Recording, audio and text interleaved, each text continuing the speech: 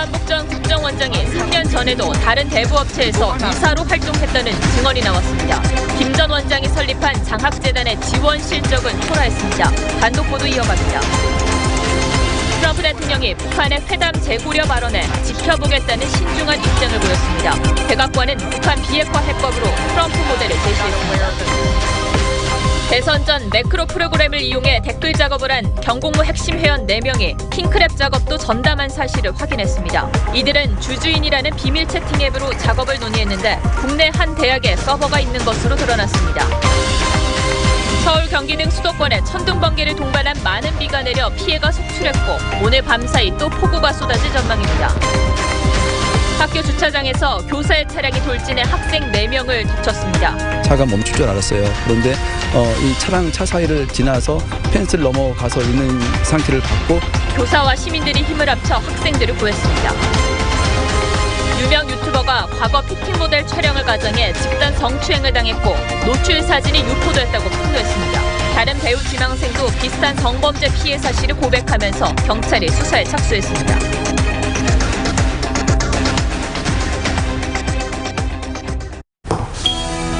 공기청정기가 도로 위로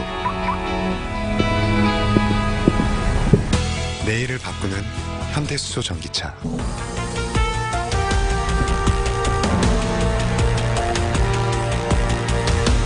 여러분 안녕하십니까? 뉴스나인의 신동욱입니다. 어제 이 시간에 김만복 전 국정원장이 자신 명의로 된 공익법인 기금을 무단 인출했고 이후 대부업체까지 설립했다는 사실을 단독 보도해드린 바가 있습니다. 김 전 원장은 인출한 재단 돈으로 돈놀이를 했고 그 과정에서 대부업체를 만들게 된 점을 시인했습니다. 그러면서 실제로 대부업을 한 건 아니라고 해명했는데 저희 취재 결과 김 전 원장이 꽤 오래전부터 또 다른 대부업체 일에 관여하고 있었던 사실도 드러났습니다.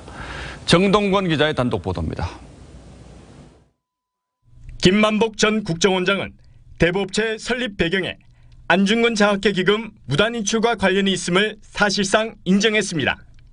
내가 안중근 장학회 기금을 김에 빌려주는데 왜 허가도 안 받고 돈을 빌려주느냐고 또 누가 제보를 했어요. 세무서에서 대부업 허가를 내고 그 부분을 정리를 하라고. 그래서 이제 대부업 허가 냈어요. 하지만 관할 세무서의 권고에 따라 만들었을 뿐 실제 영업하진 않았다고 강조했습니다. 주변에 어떤 인간적으로 뭐 투자한다 이러다가 물리가지고 제가 돈을 빌려준 것밖에 아니거든요. 그럼 실질적으로는 대부업하는 건 없어요. 지난 3월까지 김 전 원장의 대부업체를 감독해온 서울 중구청의 설명은 사뭇 다릅니다. 2015년 서울시 대부업체 실태조사 당시 김 전 원장이 또 다른 대부업체 일에 직접 관여해온 걸 현장에서 목격했다는 주장까지 나왔습니다. 그건 이름이 없지 않아요. 그 다른 분야는 이제 검찰도 김 전 원장이 가족과 제3자 명의로 억대 금전 거래를 해왔다는 TV조선 보도에 따라 김 전 원장 주변 인물의 자금 흐름을 들여다보기 시작했습니다. TV조선 정동훈입니다. 여기서 등장하는 안중근 장학회는 김 전 원장이 국정원장으로 재직하던 당시에 동생 명의로 만들어졌습니다. 주로 기업들의 돈을 끌어모아서 재원을 충당했고 몇 년 뒤에는 김 전 원장이 대표이사로 이름을 올렸습니다. 당초 취지는 전국의 우수한 학생들을 돕기 위한 것이었는데 그나마도 모교에만 찔끔 장학금을 전달한 것으로 드러났습니다. 계속해서 김태훈 기자의 단독 보도입니다. 김만복 전 국정원장 재임 후반기 격인 2007년 6월 김 전 원장의 동생 김말복 씨 명의로 안중근 장학회가 만들어집니다. 이 신생재단에 GS건설이 5천만 원, 두산중공업 등 두산계열사가 3천만 원을 내놨고 1억 원을 쾌척한 중소기업도 2곳이나 됩니다. 기업 돈을 끌어오는 역할은 부산의 한 선박업체 대표인 강모 씨가 도맡았던 것으로 알려졌지만 현재는 이 재단 업무에서 손을 뗀 상태입니다. 대표자 성명은 그분이 아니더라고요. 5천만 낸 거는 맞아요. 김 전 원장의 동생도 당시 형님과는 무관한 재단이라고 강조했던 것으로 전해집니다. 하지만 김 전 원장은 공직에서 물러난 뒤 3년 만에 이 재단 대표이사로 취임했습니다. 가난하지만 우수한 전국 청년을 돕겠다던 당초 사업 목적과는 달리 해마다 900만 원가량의 장학금을 김 전 원장 모교인 기장중학교와 기장신진초등학교에 지원한 게 고작입니다. 심지어 13년도엔 장학금 지급을 제대로 진행하지 못했다며 지방교육청에 사유서를 제출하기도 했습니다. 이 때문에 사실상 재단을 사유화하고 있다는 의혹도 제기됩니다. TV조선 김태훈입니다. 노무현 정부의 마지막 국정원장이었던 김만복 씨는 이미 여러 차례 구설에 오른 인물입니다. 재직 당시에도 정보기관의 수장답지 않은 가벼운 처신이 여러 차례 화제가 됐었고 이후 행보에도 논란이 많았죠. 포커스에서 다시 들여다보겠습니다.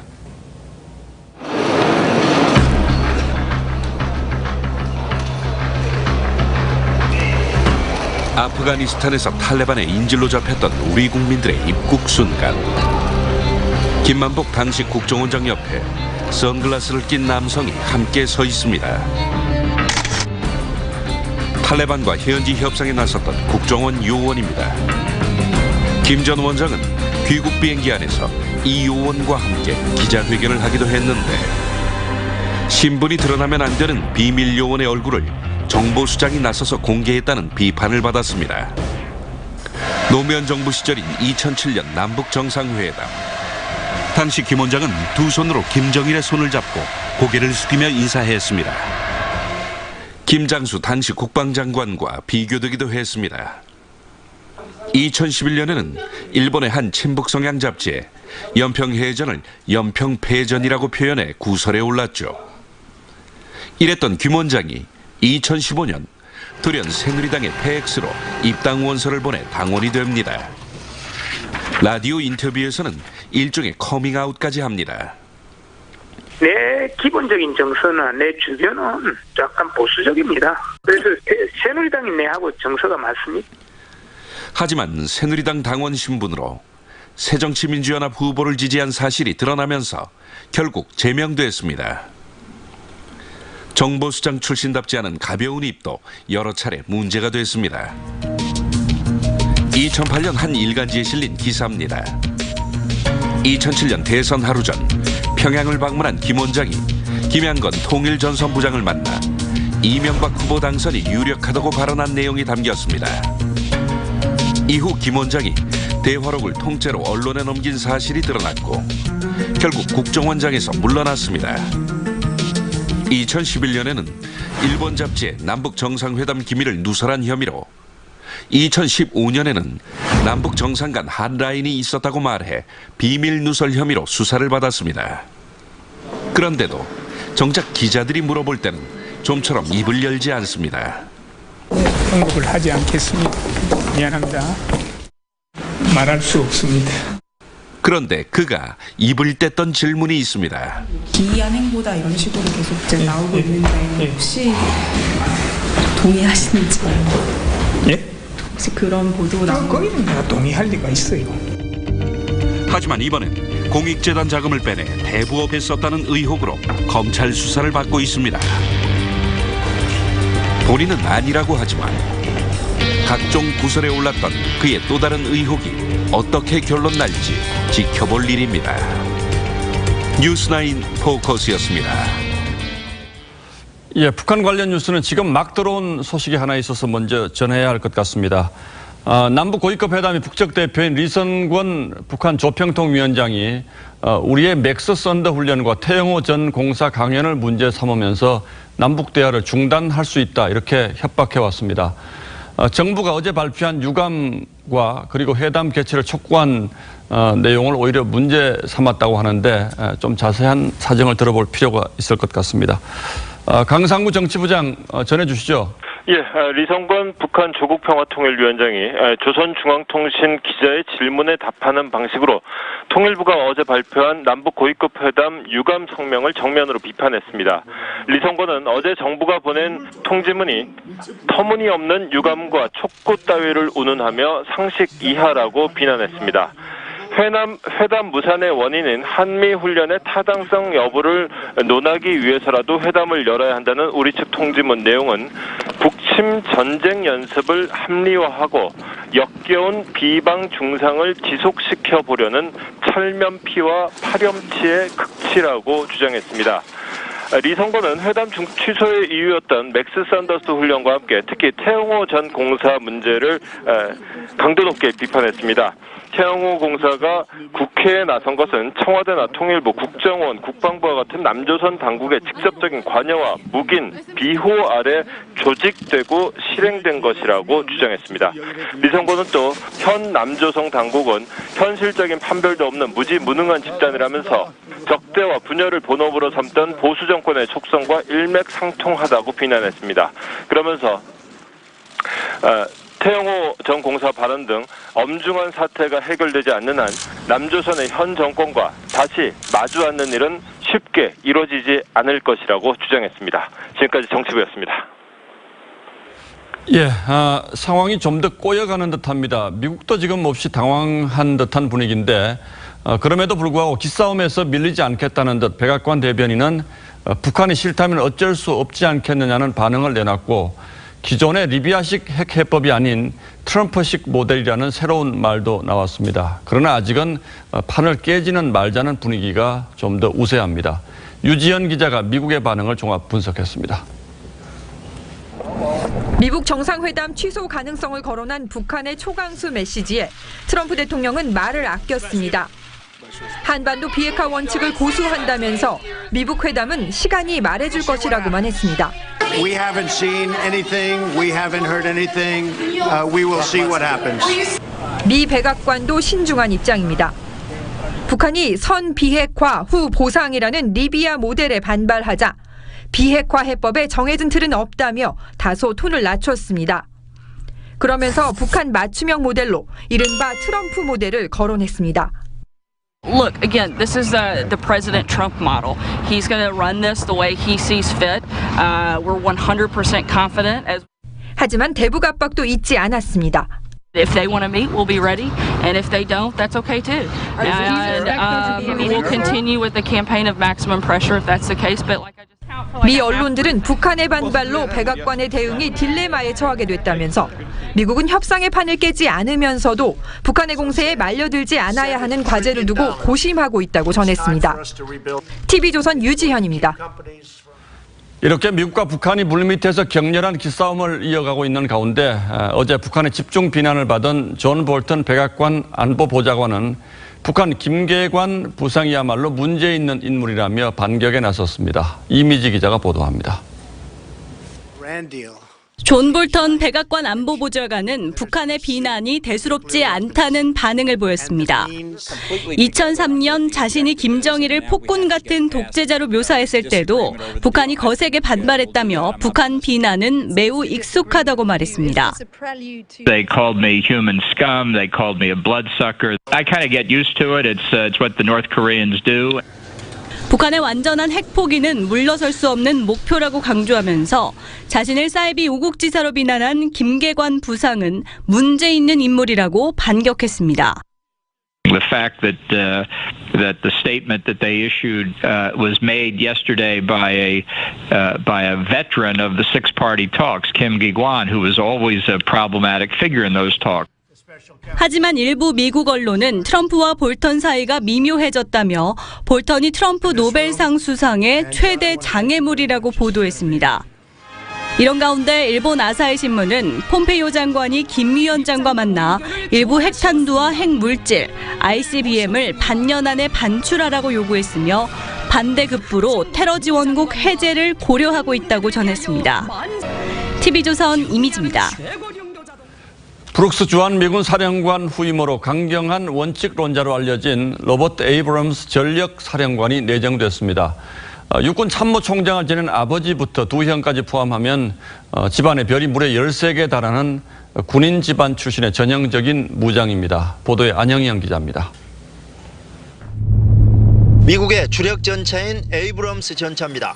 미 육군의 전설로 불리는 크레이튼 에이브럼스 전 육군 참모총장의 이름을 딴 전차입니다. 외교 소식통은 크레이튼의 삼남인 로버트 에이브럼스 전력사령관이 주한미군 사령관으로 사실상 내정됐다고 전했습니다. 에이브럼스 대장은 상원 인준을 거쳐 한미연합훈련인 UFG가 실시되는 7, 8월쯤 부임해 브룩스 사령관과 인수인계를 할 것으로 알려졌습니다. 에이브럼스 대장은 아버지와 같은 기갑병과로 이라크, 아프가니스탄에서 전투 지휘를 했고 척 헤이글 전 국방장관의 참모로도 활동했습니다.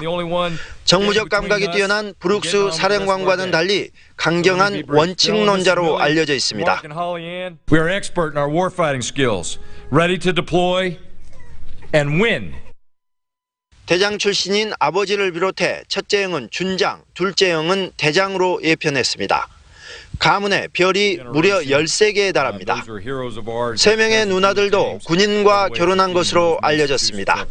주한미군 사령관은 한미연합사령관과 유엔군 사령관을 겸직합니다. TV조선 안형영입니다. 그럼 미국 백악관에서 말하는 트럼프식 모델이라는 게 어떤 건지, 그동안 거론되어 오던 비핵화 방식과는 뭐가 다른지 강동원 기자와 함께 따져보겠습니다. 자, 강 기자, 예. 트럼프식 모델 처음 들어보는 얘기인데 미국이 왜 갑자기 이런 걸 들고 나왔습니까? 한마디로 이제 북한을 달래기 위해서입니다. 미북 정상회담을 앞두고 이 당장 협상이 깨질 위기를 모면하려는 건데요. 바로 어제였습니다.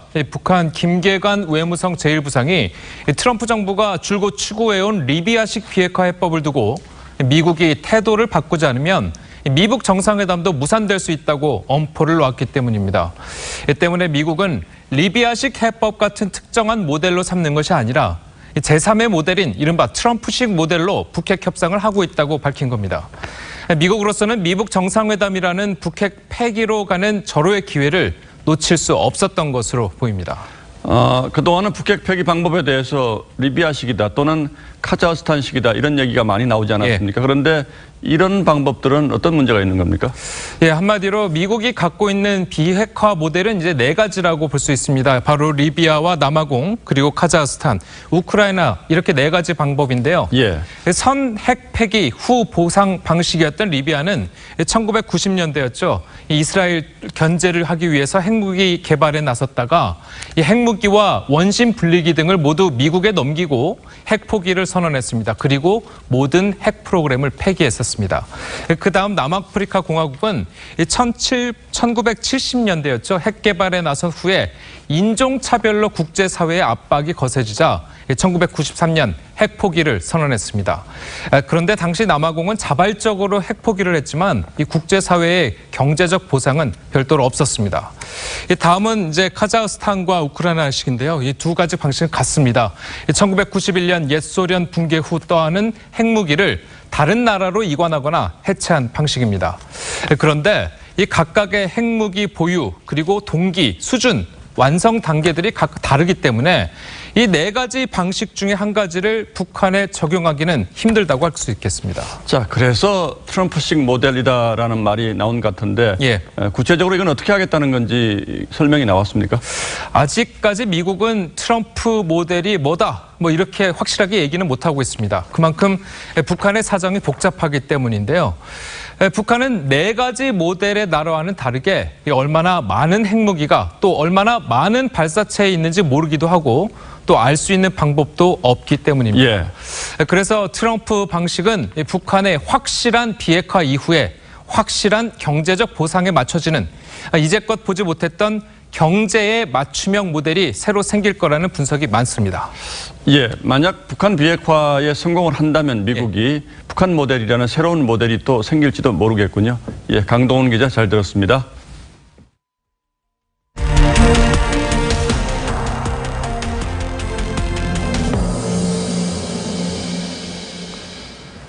예, 킹크랩이죠. 드루킹 일당이 댓글 조작을 위해서 특별 제작한 프로그램 이름에 이 킹크랩이라는 걸 붙였습니다.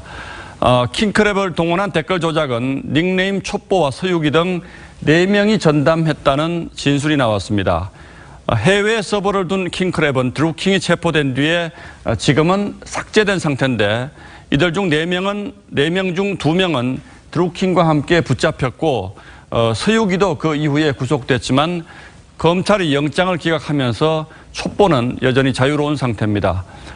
촛보는 킹크랩 구축 전에도 서유기 등과 함께 매크로를 이용해서 댓글 조작을 주도한 인물이어서 이렇게 되면 추가 증거 인멸이 우려되는 상황입니다. 보도에 이유경 기자입니다.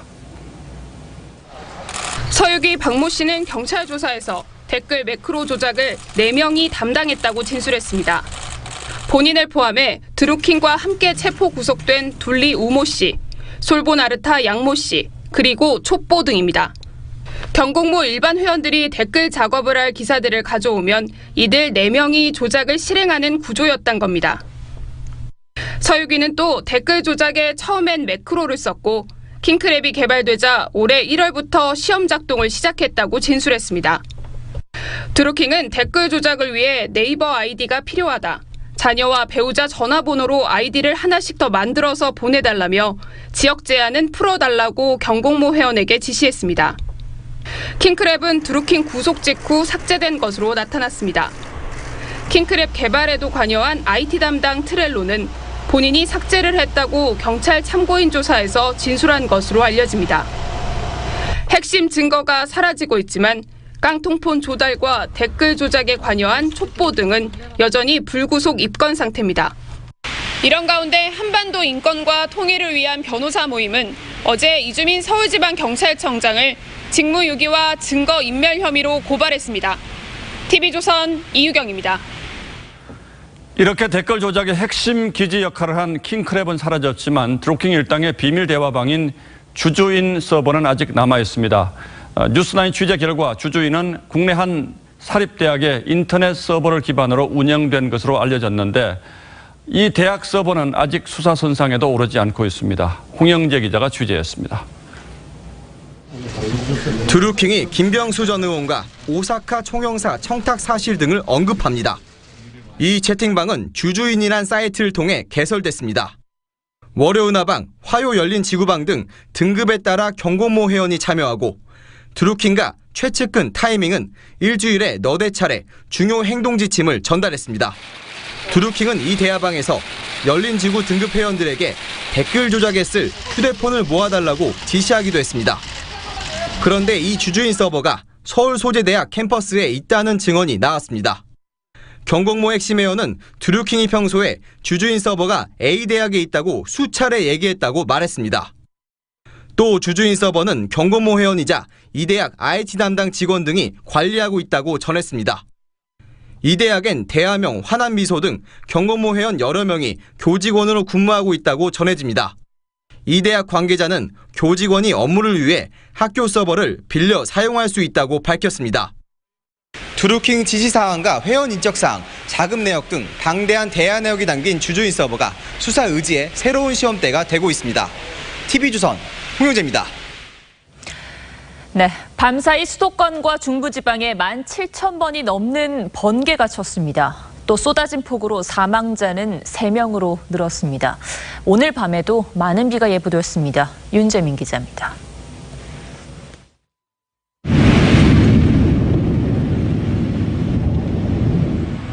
비 내리는 밤하늘이 순간 환하게 밝아집니다. 밤사이에만 17,800건 넘게 낙뢰가 떨어졌습니다. 새벽 4시 반쯤에는 경의중앙선 망우역에서 팔당역 사이 선로에 낙뢰가 떨어져 3시간 동안 열차 운행이 중단됐습니다. 그런 것은 처음 있었죠. 아주. 뭐 하늘이 그냥 좀 뭐라고 해야 돼? 뭐 쪼개진다고 해야 되나? 이틀 동안 철원 142.5mm, 과천 130mm, 서울에는 102mm 비가 내리는 등 폭우도 쏟아졌습니다. 어제 낮 용인에서 급류에 휩쓸린 40대 남성이 오늘 숨진 채 발견되고 포천에서도 숨진 50대 남성이 발견되는 등 지금까지 폭우로 인해 3명이 숨지고 1명이 실종됐습니다. 서울 대학로의 한 파출소는 주차장 담장이 무너져 차량 2대가 부서졌습니다. 낮 한때 비가 멈추기도 했지만 다시 굵은 빗방울이 쏟아졌습니다. 낮에는 비가 안 와가지고 좋았는데 지금은 또 비가 이렇게 많이 와가지고 우산 쓰기도 그렇고. 사흘 전부터 한반도에 쌓여온 덥고 습한 공기가 폭우의 원인입니다. 현재는 남쪽으로부터 굉장히 많은 양의 수증기가 유입되기 때문에 한번 소나기가 내리기 시작을 하면 100mm가 넘는 국지성 호우가 이번 비는 밤사이 최대 100mm가 더 내린 뒤 내일 오전부터 서서히 그치겠습니다. TV조선 윤재민입니다. 이 집중호우에 평창올림픽이 열렸던 강원도 알파인 경기장은 산사태가 우려되고 있습니다. 이 숲으로 복원하려던 계획이 지연되면서 방치돼 있는데 슬로프를 따라 토사가 무너질까 걱정입니다. 유혜린 기자가 현장 취재했습니다. 평창 동계올림픽이 끝난 강원도 정선 알파인 경기장. 81만여 제곱미터에 달하는 슬로프가 헐벗은 흙길로 변했습니다. 비타면을 따라 커다란 바위가 널려 있고 표면에 설치한 망은 손으로 쉽게 벌어집니다. 경사진 슬로프에 풀이나 나무가 전혀 없어서 비가 오면 흙과 바위가 모두 쓸려갈 수밖에 없습니다. 헐벗은 흙은 발만 디뎌도 무너지고 배수로가 아닌 곳에서 물이 콸콸 쏟아집니다. 산림청이 조사한 결과 시간당 75.2mm의 비가 올 경우 슬로프 아래 리조트까지 토사가 내려오는 것으로 나타났습니다. 물길이 바뀌었기 때문에 능선 쪽으로 휘거든요. 그러면 능선 쪽에 흙이 많으니까 거기 산사태 내려온다는 얘기입니다. 정부는 알파인 경기장을 숲으로 복원할 계획이었지만 사업 계획을 세우는데 시간이 걸리면서 방치됐습니다. 산림청과 강원도 측은 6월까지 산사태 방지 설비를 마련하기로 했습니다. 늦어도 한 6월 말이면 공사를 이제 할 거예요. 오기 전에 그 주요한 공정을 완료로 할 계획이에요. 하지만 이미 국지성 집중호우가 시작된 상태여서 공사가 마무리되기 전까지 불안은 이어지고 있습니다. TV조선 유혜린입니다. 울산의 한화케미칼 공장에서 맹독성 물질인 염소가스가 누출됐습니다. 가스가 바람을 타고 날아가 근처 다른 공장 직원들이 흡입했고 호흡곤란을 호소했습니다. 업체의 대처가 긴밀하지 못했습니다. 정민진 기자입니다. 근로자들이 황급히 차에 올라 공장을 벗어납니다. 맹독성 염소가스 때문입니다. 기침하고 목이 따갑고 가슴이 답답하고 그러더라고요. 그래서 숨을 다 못 쉬겠어요. 오늘 아침 9시 59분쯤 울산 한화케미칼 2공장에서 염소가스가 누출됐습니다. 탱크롤에 담긴 염소가스를 저장 탱크로 옮기다가 사고가 났습니다. 그 배관을 연결하다가 거기서 이제 리크가 와가지고 누출된 걸로 알고 있습니다. 사고가 나면서 염소가스 1kg이 바람을 타고 공장 밖 200m까지 퍼졌습니다. 염소가스는 살균제나 표백제 원료로 폐염증과 안구 손상 등을 일으키는 독성 물질입니다. 가스를 흡입해 모두 19명이 다쳤습니다. 이 가운데 16명은 다른 공장 직원이었습니다. 나와서 뭐 설명 하나도 해주는 사람 없고 비상연락망이 있는데 한화케미칼은 화학재난종합방재센터에 연락했다고 밝혔습니다. 하지만 소방대가 이미 공장에 도착한 지 4분이 지난 뒤였습니다. 그 냄새를 맡은 인근사에서 먼저 신고를 해서 소방차가 와 있더라. 재난방재센터에는 신고를 한 게 맞아요. 그래서 고용노동부는 한화케미칼 울산 공장에 작업 중지 명령을 내릴 방침입니다. TV조선 정민진입니다. 오늘 자동차 돌진 사고가 잇따랐습니다. 한 학교에서는 교사의 차량이 주차하려다 학생들을 덮쳐 4명이 다쳤고 경기도에서는 인도로 돌진하는 사고로 행인 1명이 숨졌습니다. 이호진 기자입니다. 은색 승용차가 학교 주차장으로 들어섭니다. 잠시 멈추는가 싶더니 갑자기 질주합니다. 주차장 펜스를 넘어 밖으로 나가버립니다. 차가 멈출 줄 알았어요. 그런데 이 차랑 차 사이를 지나서 펜스를 넘어가서 있는 상태를 봤고 이제 그와 동시에 달려갔어요. 오늘 아침 8시 20분쯤 충북 청주시 한 중학교 교사 49살 이모 씨가 몰던 차량이 주차장 밖으로 돌진했습니다. 이 씨의 차량이 주차장을 넘어 튕겨나오면서 이곳에서 등교를 하고 있던 학생 4명을 그대로 덮쳤습니다. 교사와 시민들이 힘을 합쳐 차에 깔린 학생들을 구했습니다. 그때 아이가 깔려 있어가지고서 그 아이 꺼내는 작업이나 뭐 차에 부딪힌 아이가 심하게 다쳐가지고서 경황이 없었죠. 그때는 일단은 구조하고 봐야. 학생 2명은 중상을 입어 병원에서 치료를 받고 있습니다. 오늘 낮 12시 20분쯤 경기 고양시 화정역 부근에서 76살 배모 씨가 몰던 승용차 한 대가 인도로 돌진했습니다. 차량은 10여 미터를 돌진한 뒤 2m 높이의 석조 조형물을 들이받고서야 멈췄습니다. 이 사고로 화단에 앉아있던 82살 원모 할머니가 숨졌습니다.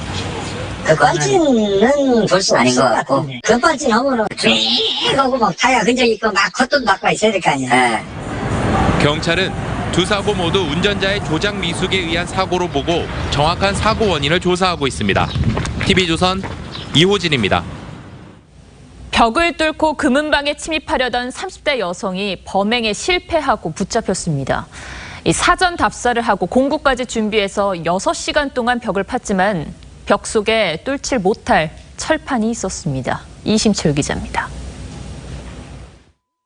가방을 맨 여성이 식당으로 들어갑니다. 6시간 뒤 서둘러 달아납니다. 36살 여성 A씨는 지난달 30일 밤 11시쯤 대구의 한 금은방 옆 식당에 들어갔습니다. 미리 준비한 망치 등 공구로 벽을 뚫고 금은방에 침입하려 했습니다.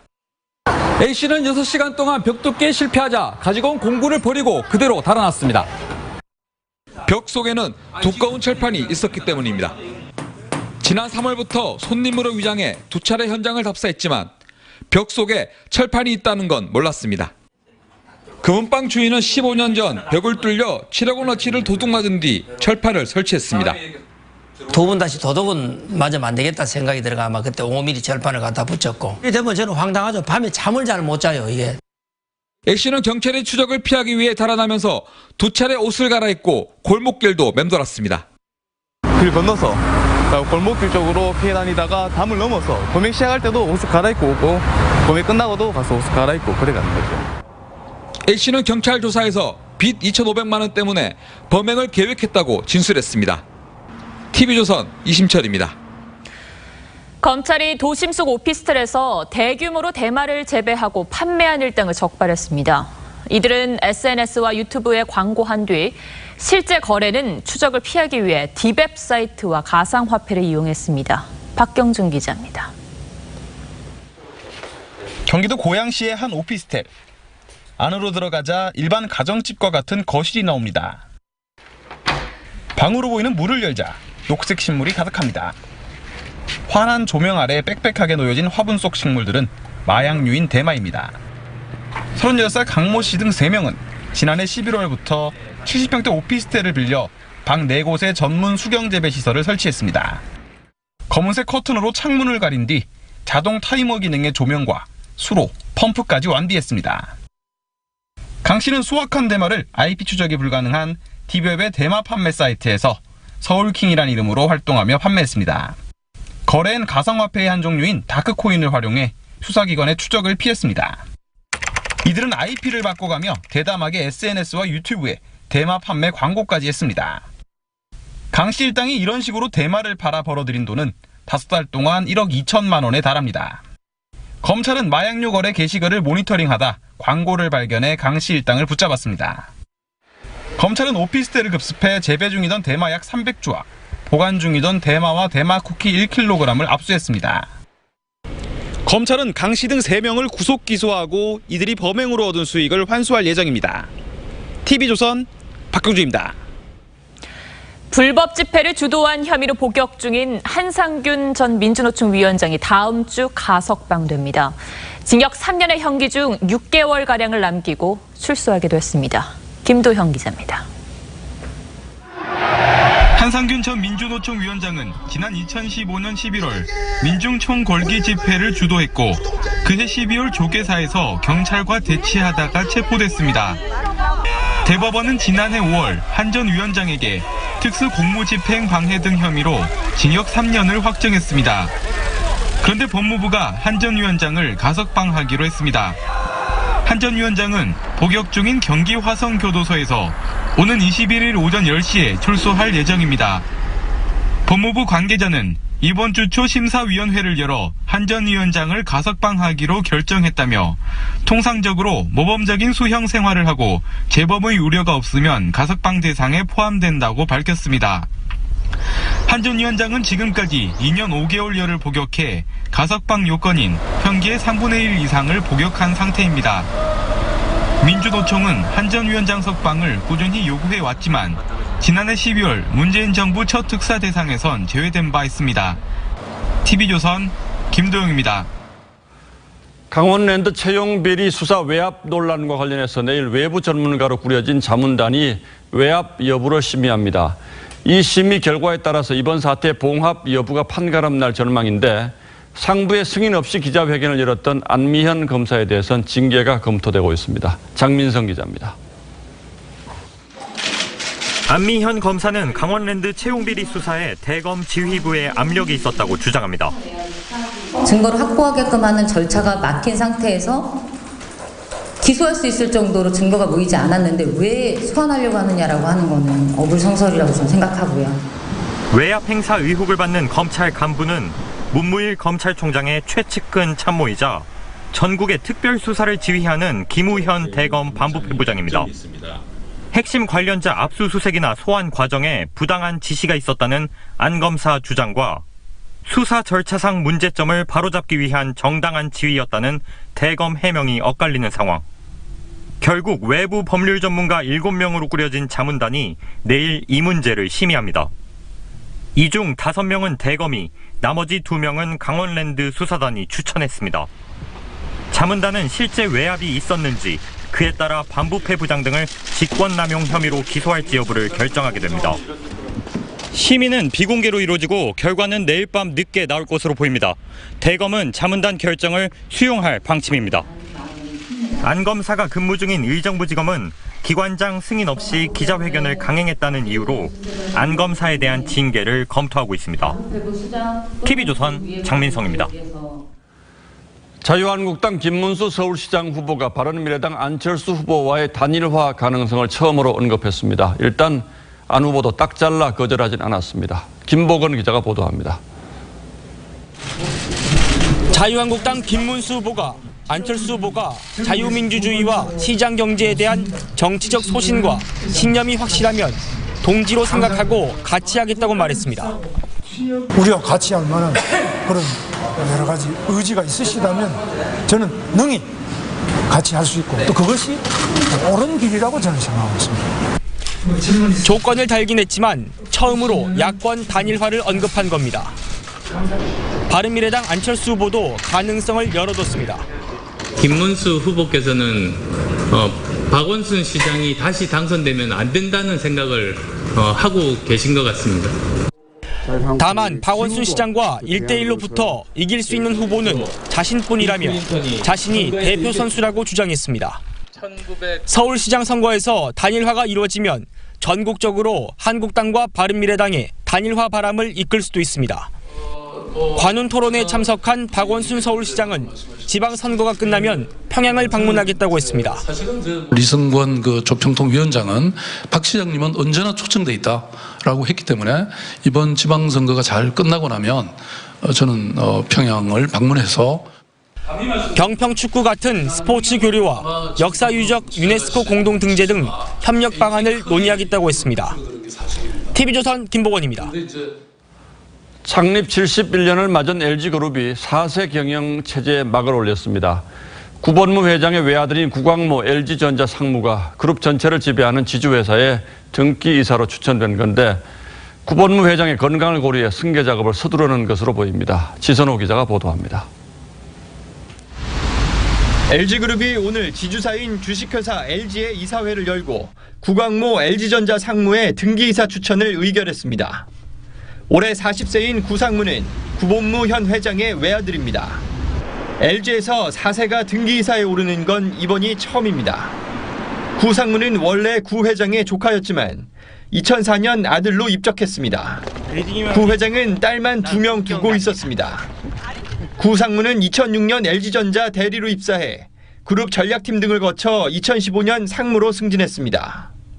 LG 측은 후계 구도를 사전에 대비한 것이라고 밝혀 구 상무가 LG전자 후계자라는 점을 부인하지 않았습니다. 구 회장은 지난해 수술을 받은 뒤 통원 치료를 받아오다 최근 입원했습니다. 주LG 이사회에서 역할 수행에 제약이 있는 관계로 주주 대표 일원이 이사회에 추가적으로 참여하는 것이 필요하다는 논의가 구 상무는 구 회장, 구본준 부회장에 이어 주식회사 LG의 3대 주주입니다. 구 회장의 지분까지 물려받으면 최대 주주가 됩니다. LG그룹은 다음 달 29일 주주총회에서 구 상무의 등기이사 선임을 확정할 예정입니다. TV조선 지선호입니다. 지금 우리 경제에 대한 걱정을 하시는 분들이 많습니다. 특히 이 정부가 가장 핵심적으로 추진해온 일자리 문제는 더 심각하죠. 앞으로 주당 52시간 근로제가 시행되면 기업들이 사람을 더 쓰긴 해야 하는데 비용 부담이 또 적지 않을 겁니다. 그 부담을 정부가 일부 보전해주는 방안을 내놨습니다. 자, 윤혜용 기자, 누구에게 얼마를 어떻게 주겠다는 거죠? 네, 기업 규모별로 다릅니다. 근로자 300인 이상 사업장의 경우에는 신규 채용 시에 월 최대 60만 원을 지원해주고요. 300인 미만 사업장인 경우에는 신규 채용 시에 최대 100만 원을 줍니다. 여기다 노동시간 단축으로 급여가 줄어드는 근로자 임금을 사업자가 보전해주는 경우에는 또 최대 40만 원까지 줍니다. 다만 올해 7월부터 2021년까지 단계적으로 적용되는 근로시간 단축 시기를 사업자가 자발적으로 반년 이상 당겨 시행하는 경우에 지원해줍니다. 자, 이렇게 하면 뭐 돈이 어마어마하게 많이 필요할 것 같은데 그 재정은 세금으로 충당을 하게 되나요? 예, 모두 세금입니다. 정부는 노동시간 단축으로 새 일자리가 최대 18만 개까지 만들어질 것으로 예상하고 있는데요. 단순히 최대치로 계산을 하면 월 100만 원씩 최대 3년 지원한다고 했을 때 6조 5천억 원 가까이 필요합니다. 하지만 정부가 확보한 예산은 향후 5년치를 모두 합해야 4,700억 원에 불과합니다. 경제 전문가들은 최저임금 인상 여파를 줄이기 위해서 이미 혈세를 투입했기 때문에 이것이 재정 부담을 더 가중시킬 것이라면서 기업의 투자 여건 개선이 먼저 시행돼야 한다고 조언합니다. 자, 그럼 부족한 돈이 6조 원 정도가 되는 것 같은데 이 돈은 그럼 어떻게 하는 겁니까? 예, 그걸 이제 정부 부처에 문의를 해봤는데요. 결론적으로 마땅한 해결책은 아직 없습니다. 설명을 들어보면 최대치로 지원받는 기업이 많지 않을 거라 이런 답변이라든지 기업 중에서 지원금을 신청하지 않는 기업도 나올 수 있다 이렇게 대답을 들었고요. 내년 이후에 예산을 추가적으로 더 타낼 희망도 내비쳤습니다. 자, 윤 기자 얘기 들어보니까 일단 대책부터 먼저 내놨다 이런 생각이 좀 들긴 하네요. 그렇습니다. 예, 윤혜용 기자 잘 들었습니다. 다음 뉴스입니다. 연예계에서 성폭력 사건이 끊이질 않습니다. 이번엔 배우 이서원 씨가 동료 연예인을 성추행하고 협박한 혐의로 검찰 조사를 받고 있습니다. 이루라 기자입니다. 영화와 TV에서 배우, MC로 활약 중인 21살의 이서원 씨. 지난달 8일 동료 연예인을 강제추행하고 협박한 혐의로 검찰 조사를 받고 있습니다. 경찰에 따르면 이 씨는 해당 여성과 함께 술을 마시던 중 신체 접촉을 시도했고 상대 여성이 이를 거부하며 남자친구에게 전화를 걸어 도움을 요청하자 흉기로 겁을 줬다는 겁니다. 이 씨 측은 해당 보도가 나온 뒤 사실을 인정하고 사과했지만 불똥은 출연 중인 프로그램으로 번졌습니다. 이 씨가 출연하는 드라마는 이달 말 방영을 앞두고 하차를 통보했는데 이미 12회분을 촬영해 타격이 적지 않습니다. 그 캐릭터를 맡아줄 배우를 지금 찾고 있습니다. 이제 재촬영을 하거나 혹은 이제 편집을 통해서 방송에 차질이 없고 문제가 되지 않도록 노력을 하고 있고요. 이 씨는 잇따른 시청자 항의로 음악 프로그램 MC에서도 사실상 퇴출됐습니다. 하지만 사건 후 한 달이나 아무 일 없다는 듯 출연과 촬영을 이어갔고 SNS도 활발히 해 논란입니다. 소속사는 해당 보도를 본 뒤에야 사실을 알게 됐다며 검찰 조사에 성실히 임하겠다고 밝혔습니다. TV조선 이루라입니다. 한 유명 유튜버도 성폭력 피해 사실을 폭로했습니다. 피팅 모델 촬영인 줄 알고 갔다가 노출 사진 촬영을 강요받고 성추행까지 당했다고 했습니다. 비슷한 피해 사례가 또 공개돼 경찰이 수사에 들어갔습니다. 홍현주 기자입니다. 유튜브 채널 비글 커플의 운영자 양예원 씨가 카메라 앞에 섰습니다. 대박이야, 3년 전 피팅 모델 모집 공고에 속아 누드 촬영과 집단 성추행을 당했다고 폭로했습니다. 여기서 내가 시키는 대로 하지 않으면 강간을 당해도 아무도 모르겠구나. 진짜 잘못하면 죽을 수도 있겠구나. 양 씨는 자물쇠로 밀폐된 스튜디오 안에서 노출이 심한 옷을 강제로 입고 카메라를 든 남성 20여 명에게서 성추행과 협박을 당했다고 토로했습니다. 너무 무서웠고 남자친구인 동민이가 보면 날 어떻게 생각할까. 엄마가 알게 되면 아빠가 알게 되면. 배우 지망생 이모 씨도 같은 방식으로 피해를 당했고 최근 음란 사이트에 사진이 유포돼 정상적인 생활이 불가능하다고 썼습니다. 성추행 장소로 지목된 스튜디오의 사장은 2년 전 인수에 새로 문을 열었다며 억울함을 호소했습니다. 똑같은 자리에서 사람하고 스튜디오 이름이 다 바뀐 거예요. 그분하고 양예원 씨하고 일면식 줬거든요. 경찰은 지난 11일 고소장을 접수하고 수사에 착수했습니다. 두 사람의 고백 후 음란 사이트에는 해당 사진을 검색하려는 접속이 늘어 2차 피해도 우려됩니다. TV조선 홍현주입니다.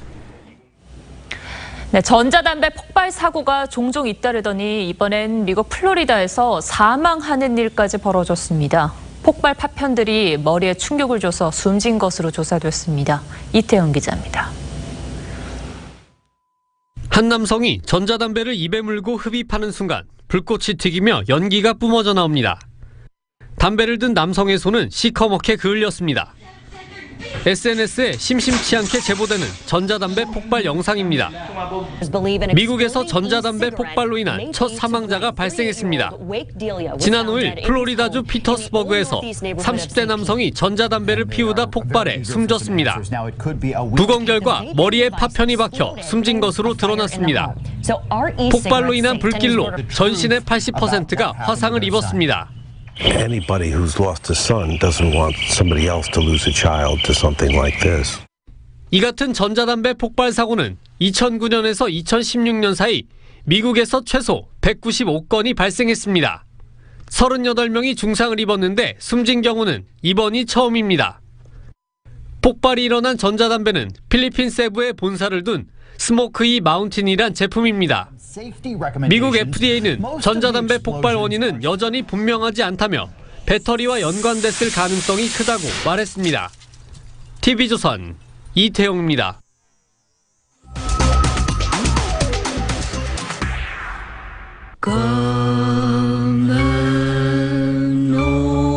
예, 1966년도에 개봉한 프랑스 영화 남과 여의 한 장면입니다. 열차를 놓친 여자가 남자의 차를 우연히 얻어 타고 가는데 갑자기 비가 퍼붓습니다. 비는 이 우연한 만남을 사랑으로 이끕니다. 시인 박용래는 봄비가 유리병 속으로 팥불이 내리듯 내린다고 했습니다.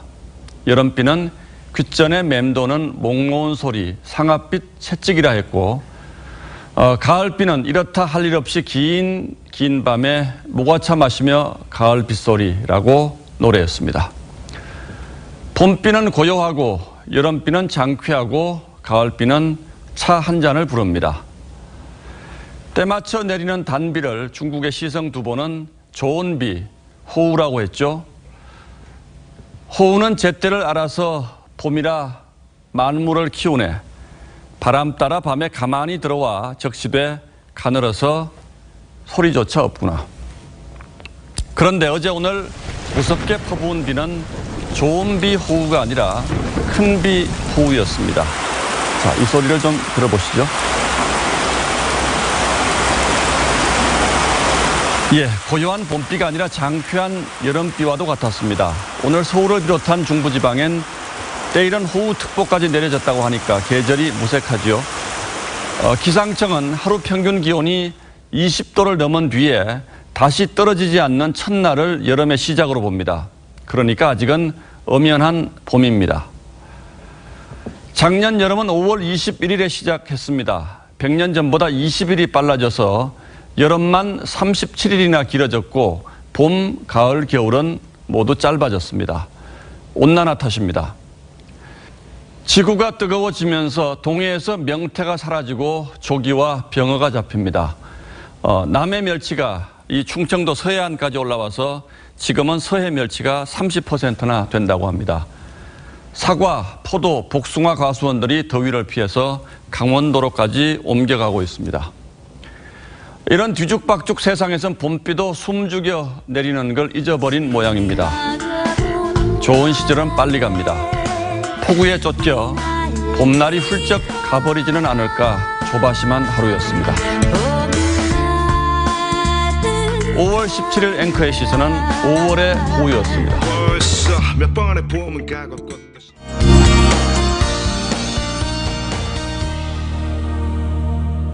네, 오늘 서울, 경기, 강원에는 폭우가 쏟아져 피해도 컸는데요. 밤사이 이 지역을 중심으로 또 많은 비가 예상됩니다. 최고 100mm까지 오겠고요. 비는 내일 아침에 그치겠습니다. 남부와 강원 영동 지역은 내일 종일 비가 예상이 되는데요. 최고 60mm 정도가 되겠습니다. 이번 비는 여름비처럼 짧은 시간 강하고 요란하게 내리는 것이 특징입니다. 경기 동부와 강원 일부 또 경북 북부 지역은 호우 예비특보가 내려져 새벽에 강한 비가 올 것으로 보입니다. 기온은 오늘보다 내려갑니다만 남부는 덥겠고요. 비로 인해서 안개도 짙게 끼겠습니다. 또 동해안 지역은 강풍특보도 발표가 됐으니까요. 주의하셔야겠습니다.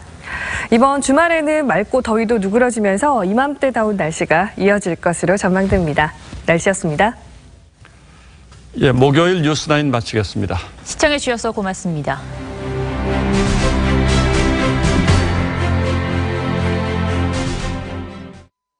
시원한 데님 만들어 볼까요? 올여름 아이스 팬츠의 가장 시원한 진화 아이더 아이스 데님 팬츠. 아이더. 당신이 먹는 푸드, 그것은 어디서 비롯된 것일까?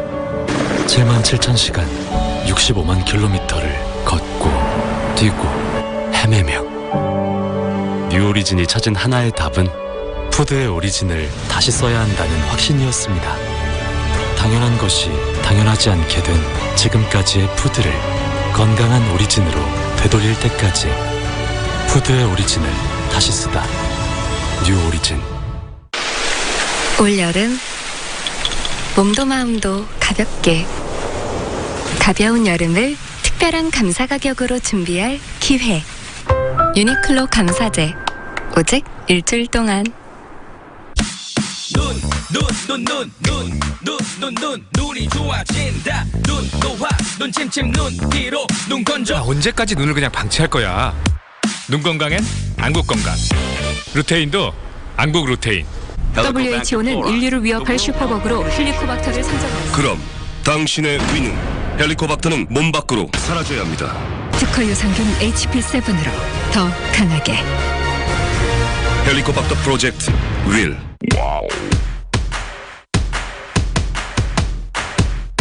경기도 일하는 청년 시리즈.